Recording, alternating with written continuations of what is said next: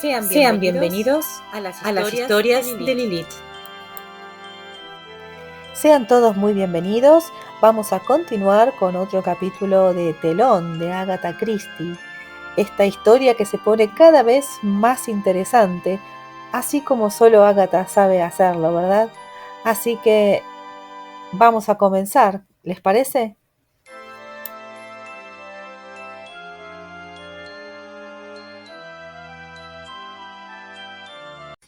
Debían de ser alrededor de las 6 cuando apareció el coronel Luttrell.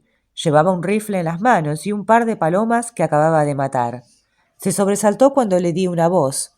Se sorprendió al verme en compañía de la señorita Cole. «Hola, ¿qué hacen ustedes aquí?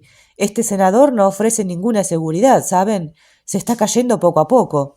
Cuando menos nos lo figuremos, se va usted a poner perdida de polvo aquí, Elizabeth». «Oh, no hay cuidado. El capitán Hastings ha ensuciado uno de sus pañuelos para evitar que yo me manchara el vestido». El coronel murmuró: «Sí, de ser así». Se quedó plantado, mordiéndose el labio inferior. Nosotros nos pusimos en pie, uniéndonos a él. El hombre parecía estar a muchos kilómetros de allí. Se le veía distraído. Hablando por hablar, seguramente nos explicó: «He estado intentando abatir unos cuantos palomos de estos. Suelen hacer mucho daño, ¿saben?» «He oído decir que es usted un excelente tirador», manifesté. «¿Cómo? ¿Quién le ha dicho eso?» «Oh, Boyd Carrington, me figuro. Lo fui en otro tiempo, pero eso ya pasó. Los años cuentan mucho». «¿Qué tal anda usted de la vista?», le pregunté, cortésmente. «Igual que siempre. De lejos veo perfectamente. Para leer, en cambio, he de utilizar gafas». 2 minutos después insistía: «Sí, muy bien. Claro que... ¿qué más da eso?». La señorita Cole miró a su alrededor, comentando: «¡Qué hermosa tarde!». Tenía razón. El sol había descendido mucho hacia el oeste y la luz era dorada, produciendo en la vegetación, especialmente en las sombras, un bello efecto. Reinaba una extraordinaria paz a nuestro alrededor. Era aquella una tarde típicamente inglesa, por así decirlo, de las que se añoran cuando uno se encuentra en cualquier lejano país del trópico. Hablé de esto. El coronel Luttrell asintió. «Sí, sí. Muchas veces, cuando me encontraba en la India, pensaba en estos atardeceres únicos. Eran momentos de nostalgia, durante los cuales pensaba con ansiedad en el retiro, en la vuelta a la patria, al descanso». El coronel hizo una pausa. Luego continuó hablando, pero con otro tono de voz. «Oh, la vuelta al hogar. Todo resulta siempre distinto de lo imaginado». Me dije que esto era cierto en su caso, especialmente.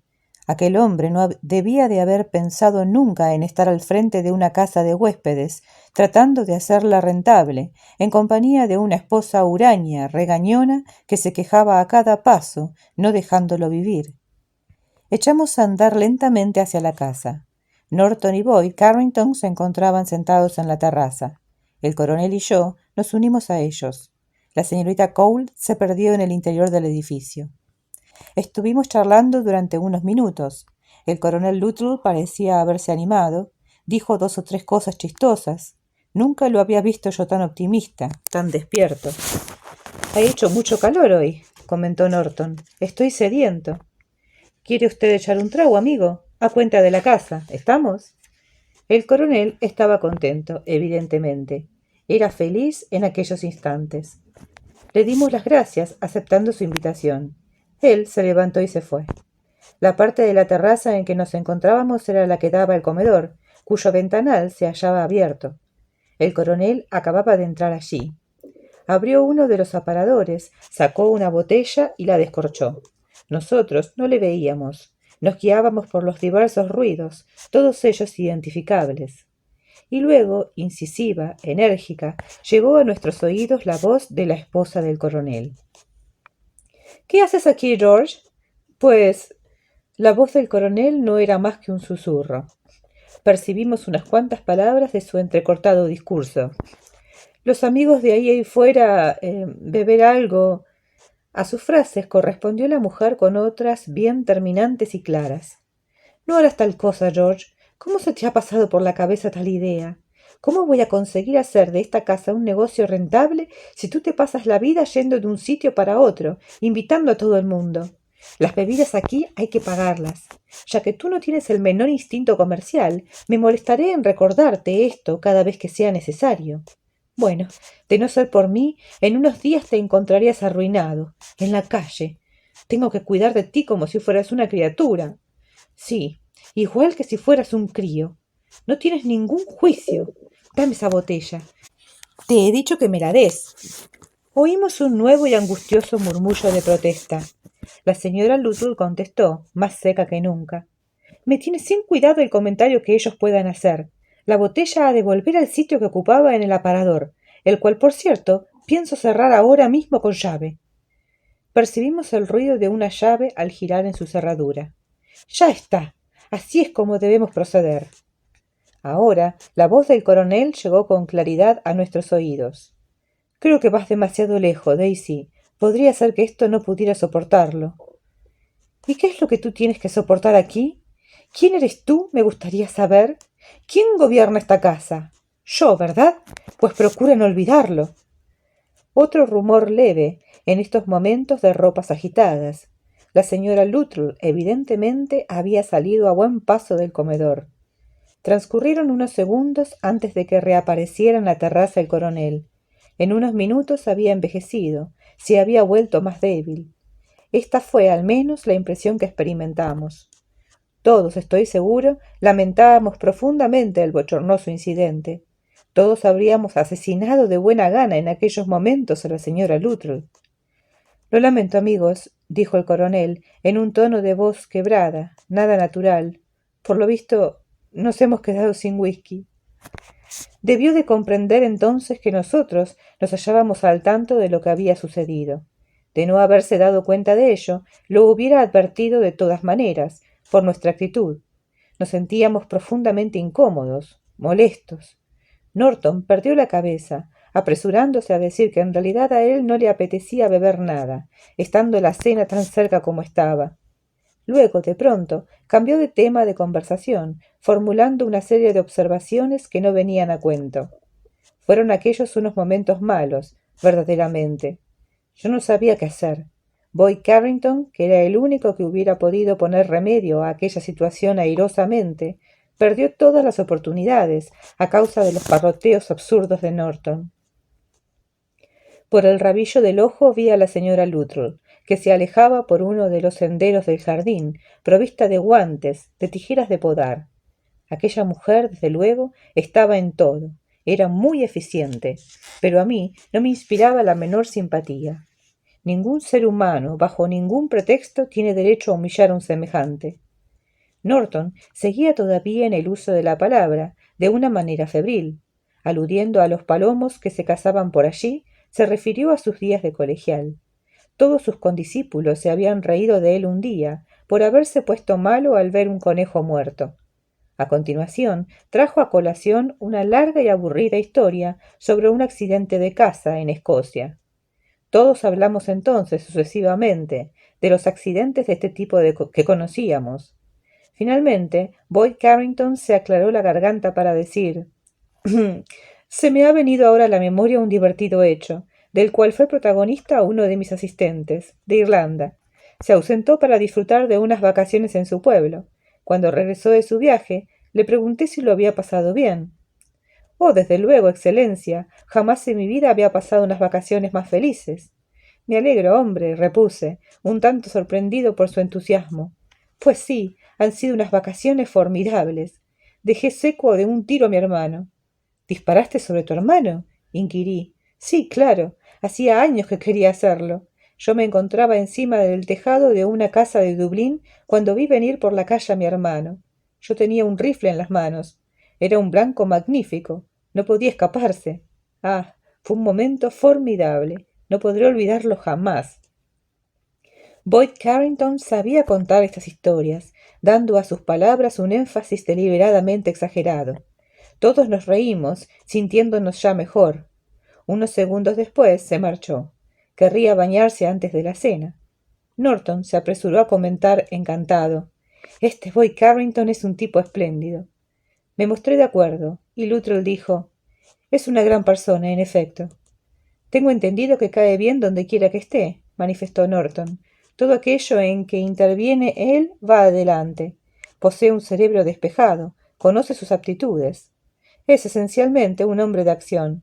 Es un triunfador». Luttrell consideró, reflexivo. «Hay hombres así. Todo lo que tocan está predestinado para el éxito. Esta clase de hombres no puede incurrir en el error». «Sí, tienen esa suerte». Norton movió enérgicamente la cabeza. «No, no es eso, coronel. No es la suerte lo que gobierna sus vidas». A continuación citó intencionadamente: «No se encuentran las estrellas, bruto, sino en nosotros mismos».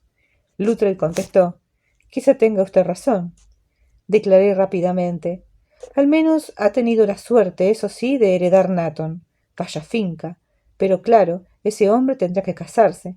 De lo contrario, se sentiría muy solo en aquella mansión». Norton se echó a reír.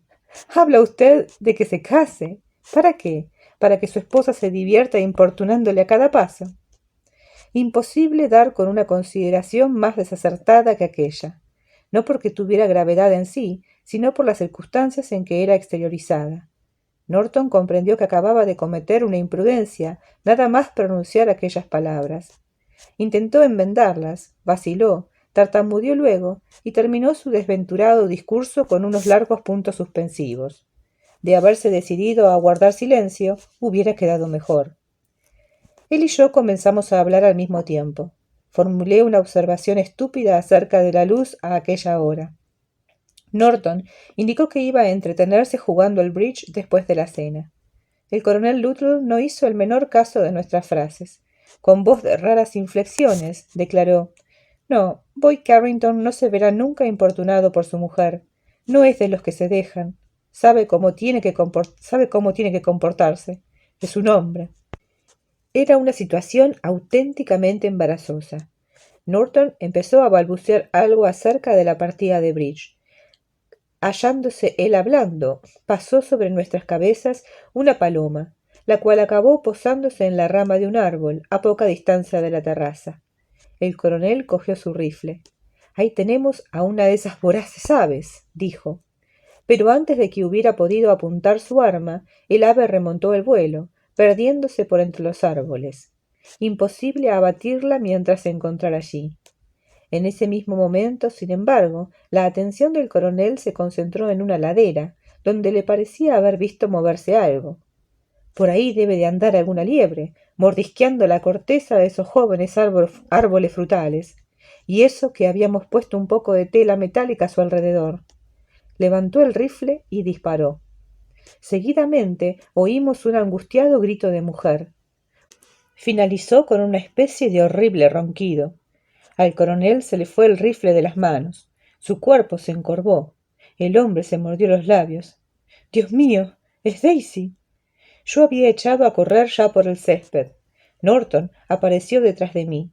Llegué al sitio y me arrodillé. Era la señora Luttrell, en efecto. Había estado atando un palo al tronco de uno de los frutales más pequeños. Las hierbas eran altas allí. Atribuía a esta circunstancia el hecho de que el coronel solo hubiera advertido un movimiento entre la vegetación. La luz de aquella hora había contribuido a su confusión. La bala había alcanzado a la mujer en un hombro, por lo cual sangraba. Examiné la herida mirando a Norton. Este se había apoyado en el tronco de un árbol. Estaba muy pálido, trastornado. Me dijo como excusándose: «No puedo ver sangre».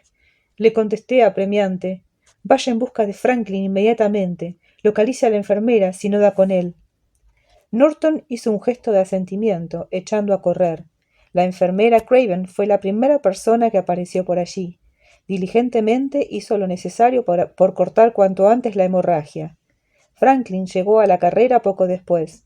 Entre los dos llevaron a la señora Luttrell a la casa, acostándola. Franklin vendó la herida. A continuación, mandó llamar al médico de los Luttrell. La enfermera Craven se quedó junto a la esposa del coronel. Tan pronto como pude, hablé con Franklin. «¿Cómo se encuentra?» «Oh, se repondrá enseguida. Por suerte, el proyectil no ha alcanzado ningún órgano vital». «¿Qué fue lo que pasó?» Se lo expliqué. «Ya», me comentó. «¿Dónde está el viejo ahora? Supongo que habrá sufrido una tremenda impresión. Probablemente necesita ser atendido con más urgencia que ella. Me parece que ese hombre no anda bien del todo del corazón. Encontramos al coronel Luttrell en el salón de fumar. Tenía los labios muy azules y estaba muy nervioso. Con voz quebrada preguntó: ¿Y Daisy? ¿Cómo se encuentra? Franklin se apresuró a informarle. Se encuentra perfectamente, coronel. No tiene por qué estar preocupado. Yo creí un conejo o una liebre mordiendo la corteza. No sé cómo he podido cometer semejante error. Habrá sido una jugarreta de la luz, como me daba en los ojos. Son cosas que pasan, repuso Franklin secamente. He presenciado a lo largo de mi vida un par de accidentes de esta clase. Bueno, coronel, será mejor que tome algo para reanimarse. Todavía no se ha recobrado del susto. Me encuentro perfectamente. Podría verla.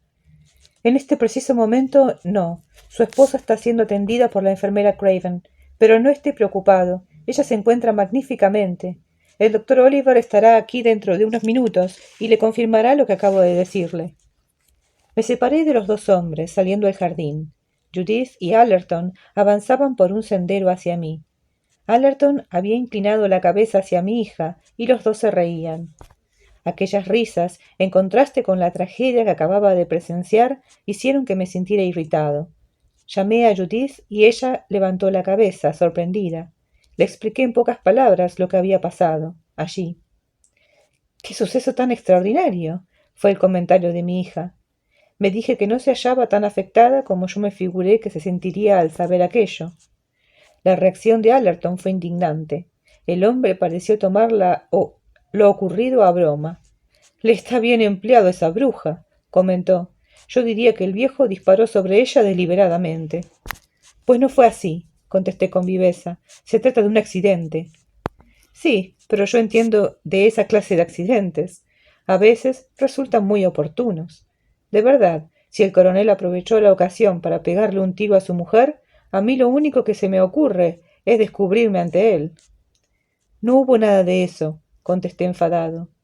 «No se muestre usted tan seguro. Yo he conocido a dos hombres que dispararon sus armas sobre sus esposas respectivas. Uno de ellos se encontraba limpiando el revólver. El otro apuntó a su mujer sin más, apretando el gatillo a título de broma. Es lo que explicó. Una salida hábil, ¿eh?» «El coronel Luttrell», repuse fríamente, «no es de esos hombres». «No me negará usted que la ocasión era única para lograr la liberación», señaló Allerton, firme en su tesis. «No había tenido ningún encontronazo, ningún roce, previamente, ¿verdad?» Me separé de ellos muy enojado, tratando al mismo tiempo de ocultar mi turbación. Allerton se había aproximado demasiado al punto crucial del asunto. Por primera vez sentí nacer en mi mente la duda. No me sentí mejor precisamente por el hecho de encontrarme con Boyd Carrington. Este había estado dando un paseo en dirección al lago, me explicó. Cuando le hube explicado lo ocurrido, me dijo inmediatamente: «Usted no habrá pensado que el coronel hizo fuego sobre su esposa con la peor de las intenciones, ¿verdad, Hastings?» «Mi querido amigo». Lo siento. No hubiera debido hacerle esa pregunta. Es que, por un momento, pensé... Usted sabe muy bien que esa mujer ha estado provocando continuamente al viejo». Los dos guardamos silencio. Ambos nos acordábamos, claro, de la bochornosa y breve conversación que habíamos oído desde la terraza. Nervioso, preocupado, me trasladé a la planta superior, llamando a la puerta de Poirot. Se había enterado ya, gracias a Curtis, de lo que había pasado en la casa, pero tenía gran interés en conocer los detalles completos del suceso. Desde el día de mi llegada a Styles había estado informándole cotidianamente sobre mis andanzas, dándole a conocer mis encuentros con los demás ocupantes de la casa y las conversaciones sorprendidas, siempre con los máximos detalles. Comprendí que de esta manera el célebre Poirot se sentía menos imposibilitado, menos aislado. Le proporcionaba la ilusión de participar activamente en todo lo de Styles. Siempre he disfrutado de muy buena memoria y podía referirle las palabras que oyera en labios de los demás casi con toda exactitud. Poirot me escuchó con toda atención. Estaba esperando que sería capaz definitivamente de desechar la temible sugerencia que ahora controlaba mi mente, por desgracia. pero antes de que pudiera decirme lo que pensaba, alguien llamó a la puerta. Era la enfermera Craven. Se disculpó por interrumpirnos. Lo siento, creí que el doctor estaba aquí. Esa señora ha recuperado el conocimiento y se encuentra preocupada por su marido. Quiere verle. ¿Usted sabe dónde se encuentra, capitán Hastings? No quiero separarme mucho de mi paciente. Me ofrecí para buscarle. Poirot hizo un gesto de aprobación y la enfermera Craven me dio las gracias cálidamente. Localicé al coronel Luttrell en una pequeña habitación que casi siempre estaba cerrada. Estaba frente a la ventana, contemplando ensimismado el jardín. Volvió la cabeza rápidamente al entrar yo. Sus ojos me miraron inquisitivamente. Parecía asustado, pensé. Su esposa, coronel Luttrell, ha recobrado el conocimiento y pregunta por usted. Oh. El color volvió a sus mejillas. Entonces me di cuenta de su palidez intensa de momentos antes. Añadió lentamente, con torpeza, como si de pronto se hubiera hecho mucho más viejo. Ella ha preguntado por mí. Iré a verla, enseguida. Empezó a avanzar hacia la puerta de una manera tan vacilante que me acerqué a él para ayudarle. Se inclinó pesadamente sobre mí cuando subíamos por la escalera. Respiraba con dificultad. Franklin ya lo había previsto. El viejo coronel había sufrido una impresión muy fuerte. Llegamos por fin a la habitación en que se encontraba la herida. Llamé a la puerta con los nudillos. Oímos inmediatamente la voz de la diligente enfermera Craven. ¡Entre! Sosteniendo todavía en parte al viejo, me planté en la habitación. Había un biombo frente a la cama. Nos deslizamos a un lado del mismo. La señora Luttrell apareció ante mis ojos muy blanca y frágil, con los ojos cerrados. Los abrió al acercarnos nosotros. Con voz muy débil murmuró: George, Daisy, querida. Uno de los brazos de ella había sido vendado, llevándolo en cabrestillo. El otro, el libre, avanzó hacia su marido, tembloroso. El coronel dio un paso adelante, cogiendo la menuda mano de su esposa entre las suyas. Daisy, repitió, gracias a Dios, no te ha pasado nada.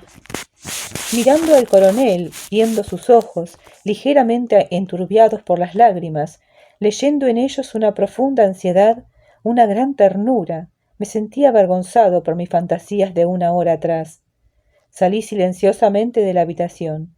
No se podía pensar en absoluto en un accidente camuflado. Ningún actor hubiera podido fingir el gesto de alivio, de agradecimiento a la providencia del viejo coronel. Me sentí tremendamente aliviado. El sonido del gong me sobresaltó. Me deslizaba en aquellos instantes por el pasillo. Había perdido toda noción del tiempo. El accidente había sacado a todo el mundo de sus casillas. Pero en la cocina habían seguido trabajando para que la cena fuera servida a la hora de costumbre. La mayor parte de nosotros se sentó a la mesa sin cambiarse de ropa. El coronel Luttrell no se dejó ver. La señora Franklin estaba muy atractiva. Se había puesto un vestido de noche de tono rosado. Hallábase entre nosotros para variar y daba la impresión de sentirse contenta. A su marido le vi caviloso y concentrado en sus pensamientos. Tras la cena, con gran enojo por mi parte, Allerton y Judith se encaminaron juntos al jardín. Estuve durante un rato escuchando a Franklin y a Norton, que hablaban de enfermedades tropicales. Norton era un buen oyente. Lo de menos era que sobre el tema abordado no poseyera la erudición del doctor. La señora Franklin y Boy Carrington charlaban en el otro extremo de la mesa. Ella le estaba enseñando unas muestras de cortinas o cretonas. Elizabeth Cole tenía un libro en las manos, que leía con toda atención. Tenía la impresión de que ante mí se sentía molesta, nerviosa. Esto arrancaba bastante lógicamente de las confidencias de la tarde. Lamentaba aquello. Esperaba que no se arrepintiera de haber tenido un arranque de sinceridad conmigo. Yo hubiera querido decirle que haría honor a la confianza que había depositado en mí y que sus palabras no trascenderían jamás, pero no me había dado la menor oportunidad para que pudiera obrar así. Al cabo de un rato subí a ver a Poirot. Encontré al coronel Luttrell sentado en el círculo de luz proyectado por la única lámpara eléctrica que se hallaba encendida. Estaba hablando y Poirot le escuchaba. Yo creo que el coronel hablaba más bien para sí, más que para su oyente. Lo recuerdo muy bien, sí. Fue un baile que se dio con motivo de una cacería. Ella llevaba un vestido de tul, blanco, flotaba a su alrededor. Era una chica preciosa. A mí me conquistó desde el primer momento. Y me dije, esta es la chica que ha de ser mi mujer. No era para menos. Estaba muy bonita. No paraba de hablar. Siempre fue una persona de gran viveza. Dios la bendiga. El coronel dejó oír una risita. Me imaginé la escena.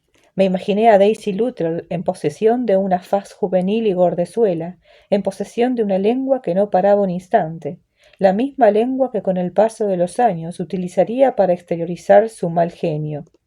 Pero aquella mujer había sido el primer amor real del coronel. De eso estaba hablando él, de su Daisy. Y de nuevo me sentí avergonzado al recordar las ideas que habían cruzado por mi cabeza unas cuantas horas antes. Nada más irse el coronel Luttrell, expuse sin rodeos, todo el asunto a Poirot. Este me escuchó atentamente, como siempre.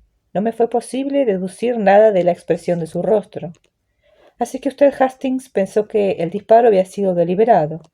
Sí, y me siento avergonzado ahora por... Poirot movió expresivamente una mano, desechando mis sentimientos de aquellos momentos. ¿Eso lo pensó usted o le fue sugerida la idea por alguien? Allerton se expresó en ese sentido, contesté resentido. Él pensaba así, desde luego. ¿Y quién más? Boyd Carrington sugirió lo mismo. Oh, Boyd Carrington. Después de todo, es un hombre que ha vivido mucho en el mundo, que posee una gran experiencia. Cierto, cierto. No fue testigo del hecho, ¿verdad? No, se había ido a dar un paseo. Deseaba hacer un poco de ejercicio antes de cambiarse de ropa para la cena. Ya, manifesté nervioso. No vaya a creer que acepté ciegamente esa hipótesis. Yo solamente... Poirot me interrumpió. No tiene usted por qué sentir remordimientos al pensar en las sospechas que concibió, Hastings. A cualquiera podía ocurrírsele esa idea, dadas las circunstancias concurrentes en el caso. Oh, sí, era muy lógica. Había algo en la actitud de Poirot que no acertaba a comprender. Notaba en él un poco de reserva. Sus ojos me estaban observando con una curiosa expresión. Dije vacilante, quizá, pero ahora, al ver cuánto quiere el coronel a su esposa. Poirot asintió. Exactamente. He aquí el caso más frecuente. Pese a las riñas, a las mutuas incomprensiones, a las aparentes amarguras de la vida cotidiana, puede existir un afecto real, sincero, entre dos seres. Me mostré de acuerdo, y recordé la afectuosa mirada que sorprendí en los ojos de la señora Luttrell cuando su esposo se inclinó sobre el lecho en que yacía. Los gestos avinagrados, los ademanes de impaciencia, los arrebatos de mal genio habían quedado atrás. La vida matrimonial, pensé, cuando me dirigí al lecho, ofrecía facetas muy curiosas. Todavía me preocupaba cierto detalle observado en las maneras de Poirot. Habíase mantenido a la expectativa, como si hubiera estado esperando que yo viera... ¿Qué? Me estaba acostando cuando llegué a verlo. Aquello se me puso ante los ojos. De haber muerto la señora Luttrell, nos habríamos hallado frente a un caso semejante a los otros. El coronel Luttrell, aparentemente, habría matado a su esposa. Aquello habría sido considerado un accidente. Pero nadie hubiera estado seguro de tal cosa. Nadie habría podido afirmar si había existido una intención deliberada. Habrían faltado pruebas para hablar de un asesinato, pero las hubiera habido en cantidad suficiente para que se recelara, para que se sospechara el crimen. Eso significaba... ¿Qué significaba? Significaba de querer buscar sentido al suceso que no había sido el coronel Luttrell quien disparara sobre su mujer, sino X.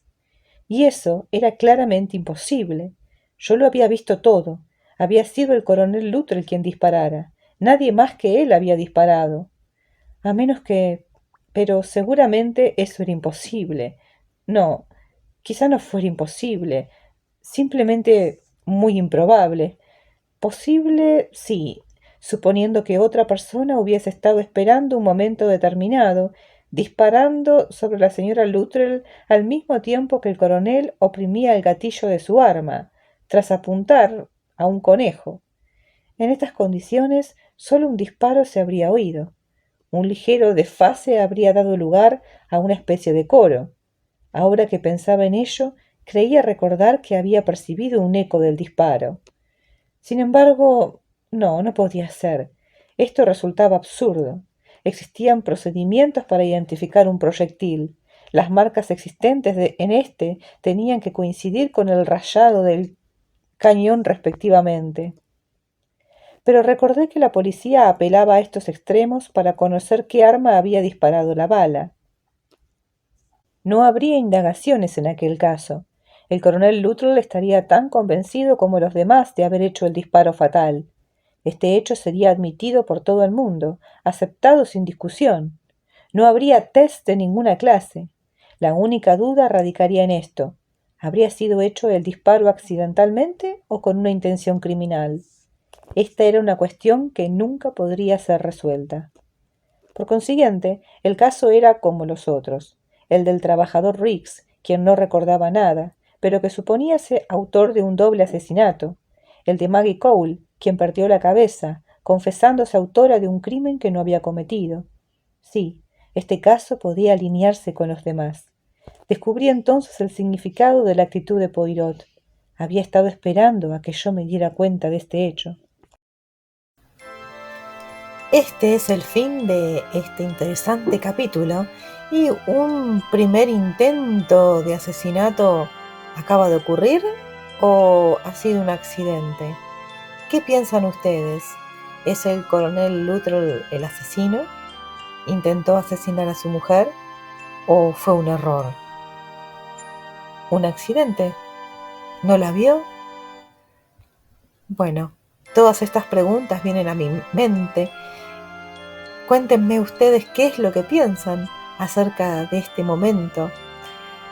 Y Hastings, con su extrema moral, sintiéndose culpable de haber pensado mal del pobre coronel, ¿no?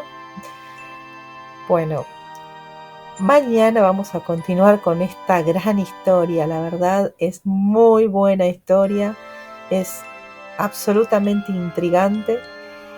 Así que no se la pierdan. Están súper invitados a suscribirse, a dejar likes y sobre todo a comentar acerca de este fantástico capítulo. Los espero mañana para continuar. Gracias.